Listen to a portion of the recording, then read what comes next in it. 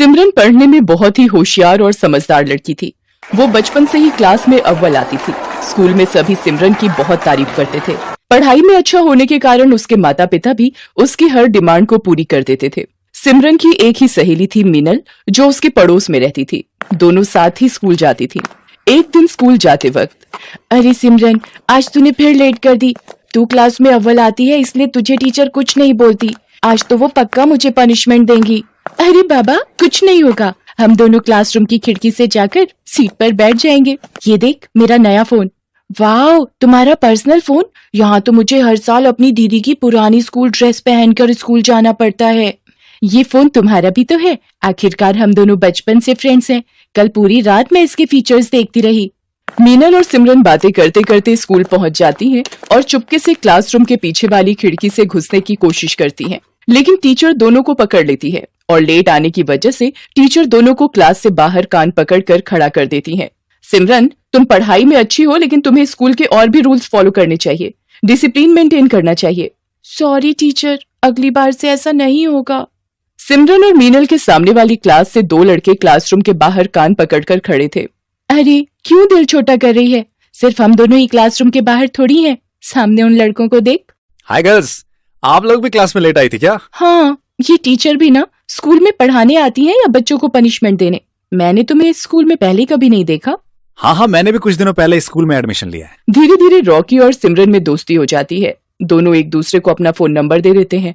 दोनों हमेशा साथ में घूमते हैं। स्कूल के बाद भी साथ में वक्त बिताते हैं। एक दिन स्कूल से वापस आते वक्त सिमरन अपने मोबाइल से किसी को टेक्स्ट कर रही होती है। अरे यार, तू भी ना हमेशा इस मोबाइल में ही लगी रहती है। अरे वो स्टैंडर्ड 11 वाला रॉकी है ना, उसने मुझे क्या मस्त जोक भेजा है। तूने रॉकी को अपना नंबर क्यों दिया? वैसे भी वो दूसरे स्कूल से आया है। इस बार हमारा 10th क्लास है। वो मेरी थोड़ी स्टडीज में हेल्प कर रहा है और कुछ नहीं। मैं तो कहती हूँ तू उससे थोड़ा दूर रहा कर। मुझे वो लड़का बिल्कुल भी पसंद नहीं है। तू भी ना, ऐसा कुछ भी नहीं है। रॉकी काफी अच्छा लड़का है। अगले दिन सिमरन क्लास में बैठकर फोन चला रही थी, तभी उसे टीचर पकड़ लेती हैं। ये क्या है सिमरन? आजकल तुम्हारे मार्क्स वैसे भी पहले से बहुत कम हो गए हैं और तुम क्लास में बैठकर मोबाइल चला रही हो। मुझे मजबूरन तुम्हारी मम्मी को कंप्लेंट करना पड़ेगा। सॉरी टीचर, अगली बार से ऐसा नहीं होगा, वरना मम्मी मेरा फोन छीन लेंगी। प्लीज मम्मी को मत बताइएगा। ये तुम्हारी पहली गलती थी, इसलिए मैं माफ कर रही हूँ। ऐसे ही कुछ महीने बीत जाते हैं। गर्मी की छुट्टी का वक्त आ जाता है। सिमरन और रॉकी स्कूल के बाद कुछ टाइम साथ में गुजारने का प्लान करते हैं। अरे यार मीनल, तू आज अकेली घर चली जा। अगर मेरी मम्मी तेरे घर पर कॉल करे तो बोल देना मैं तेरे घर पर ही हूँ। लेकिन तू कहाँ जा रही है? मैं रॉकी से मिलने जा रही हूँ। ये सही नहीं है, तुम्हें स्कूल से सीधा घर जाना चाहिए। तुम मेरे से जलती हो क्योंकि स्कूल में सभी मुझे इम्पोर्टेंस देते हैं। ऐसा कुछ भी नहीं है, तुम मुझे गलत समझ रही हो। तभी सिमरन के फोन पर रॉकी का कॉल आता है और वो वहाँ से चली जाती है। सिमरन रॉकी से मिलने उसके घर जाती है। वहाँ काफी अंधेरा होता है। सिमरन रॉकी को आवाज देती है, रॉकी कहाँ हो तुम? रॉकी पीछे से आकर उसे भूख कर डरा देता है। ओह रॉकी, तुम भी ना, तुमने तो मुझे डरा ही दिया था। क्या तुम भी बच्चों की तरह डर गई? रॉकी और सिमरन साथ में पिज्जा खाते हैं और खूब सारी बातें करते हैं और एक पिक्चर देखते हैं। कल से गर्मी की छुट्टी हो जाएगी। हम लोग 2 महीने तक नहीं मिल पाएंगे। इससे पहले मैं तुम्हें कुछ बताना चाहता हूँ। हाँ बोलो, क्या बताना है तुम्हें? तुम मेरी बेस्ट फ्रेंड हो। मैंने आज तक तुम्हारी जैसी लड़की नहीं देखी। तुम भी मेरे सबसे अच्छे दोस्त हो। सिमरन और रॉकी साथ में वक्त बिताते हैं और कब दोनों अपनी हदें पार कर जाते हैं उन्हें पता ही नहीं चलता। अगले दिन से स्कूल की गर्मी की छुट्टियां शुरू हो जाती हैं। रॉकी और सिमरन एक दूसरे से मिल नहीं पाते। कुछ दिनों बाद सिमरन को उल्टियां होने लगती हैं और सिर चकराने लगता है। सिमरन को ये सब थोड़ा अजीब लगता है। तब वो मीनल को सारी बात बताती है। क्या किया सिमरन तूने? मुझे माफ कर दे।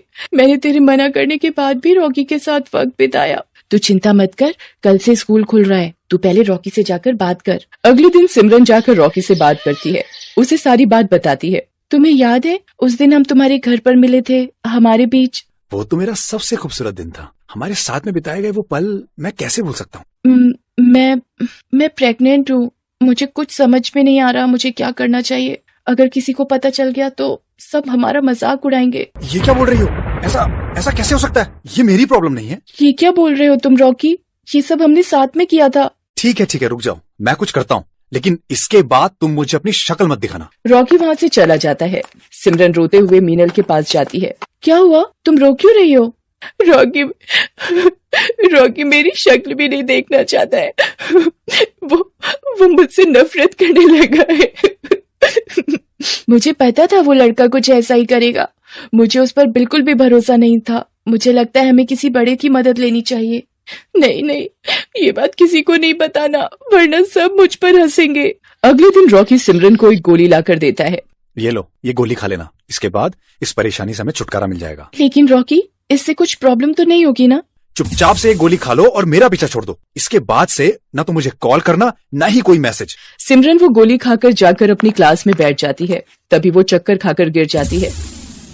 तुझे क्या हो गया सिमरन? आंखें खोलो। इसके मुंह पर पानी छिड़कने के बाद भी इसे होश नहीं आ रहा है। लगता है कोई सीरियस इशू है। टीचर, मैं आपको कुछ बताना चाहती हूँ, प्लीज आप किसी को मत बताइएगा। मैं तुम्हारी टीचर हूँ, तुम लोगों को सही राह दिखाना मेरा काम है। तुम बिल्कुल चिंता मत करो, बिना झिझक के मुझे सारी बातें बताओ। मीनल डर कर टीचर को सारी सच्चाई बता देती है। टीचर सिमरन को हॉस्पिटल लेकर जाती है और वहाँ उसका अच्छे से चेकअप करवाती है। कुछ देर बाद सिमरन को होश आ जाता है। टीचर, मैं आपको कुछ बताना चाहती हूँ। मेरी तबीयत खराब होने के पीछे कुछ और वजह है। मुझे मीनल ने सब बता दिया है। इस उम्र में बच्चे नादानी करते हैं, लेकिन तुमने जो किया है वो छोटी बात नहीं है। इससे तुम्हारी पूरी जिंदगी बर्बाद हो सकती थी। मुझे अपने किए पर बहुत अफसोस है। मैं कभी भी ऐसा नहीं करूंगी। आप प्लीज किसी को कुछ नहीं बोलिएगा। ऐसे बिना जाने कोई मेडिसिन लेना खतरनाक साबित हो सकता है। तुम्हें किसी बड़े से एडवाइस लेनी चाहिए थी। मुझे माफ कर दो मिस, मैं बहुत घबरा गई थी। लेकिन तुम्हारे साथ जिसने ये किया है, मैं उसे सजा दिलवा कर रहूंगी। टीचर रॉकी को स्कूल से सस्पेंड करवा देती है और उसके फाइनल एग्जाम देने पर भी रोक लग जाती है। मुझे माफ कर दीजिए टीचर, मैं ऐसी गलती फिर कभी भी नहीं करूंगा। तुमने एक लड़की के साथ जो किया है वो माफी के लायक नहीं है। तुम्हें सिमरन से माफी मांगनी चाहिए और अब इस गलती को सुधार कर इसका पश्चाताप भी तुम्हें ही करना होगा।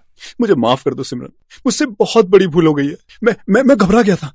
मैं तुम्हें प्रॉब्लम में छोड़ के चला गया। टीचर सिमरन को लेकर उसके माता पिता के पास जाती है।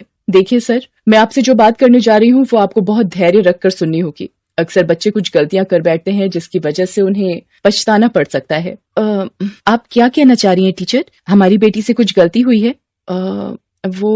वो दरअसल बात यह है कि वो आपकी बेटी सिमरन प्रेग्नेंट है।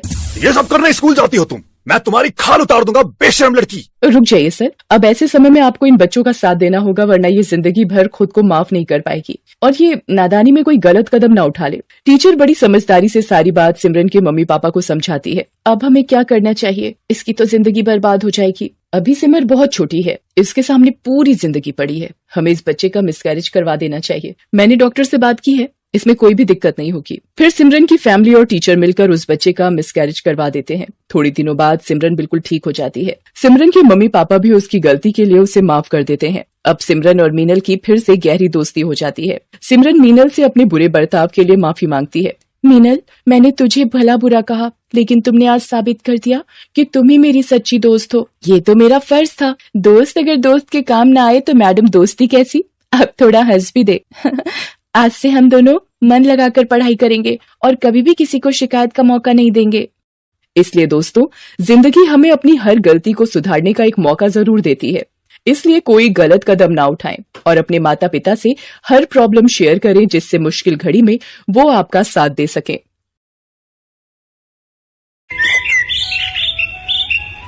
संध्या एक प्राइवेट स्कूल में टीचर थी। कुछ दिन पहले ही उसने ये स्कूल ज्वाइन किया था।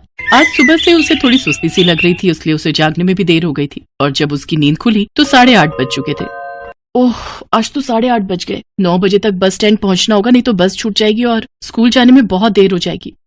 संध्या जल्दी जल्दी तैयार होने लगी। एक बार तो उसका मन किया कि वो आज की छुट्टी ले ले, लेकिन स्कूल में एनुअल फंक्शन की तैयारी भी चल रही थी, इसलिए वो चाहकर भी छुट्टी नहीं ले सकती थी। भागती भागती वो बस स्टैंड पहुंची।